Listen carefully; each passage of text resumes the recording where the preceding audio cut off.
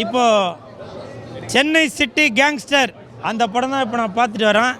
Chennai city gangster, Chennai city gangster, Chennai city gangster அந்த படம் தான் இப்போ நான் பார்த்துட்டு வரேன். நல்லா அருமையாக இருக்குது. படத்தில் வந்து வைபவ் அவர்கள் நடிச்சிருக்காங்க, அத்துல்யா நடிச்சிருக்காங்க, ஆனந்த்ராஜ், மொட்டை ராஜேந்திரன், இப்படி பல பேர் நடிச்சிருக்காங்க.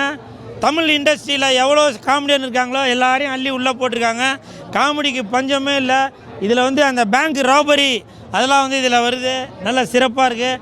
படத்தின் இயக்குனர் விக்ரம் அவர்களுக்கு என் மனமார்ந்த வாழ்த்துக்கள்.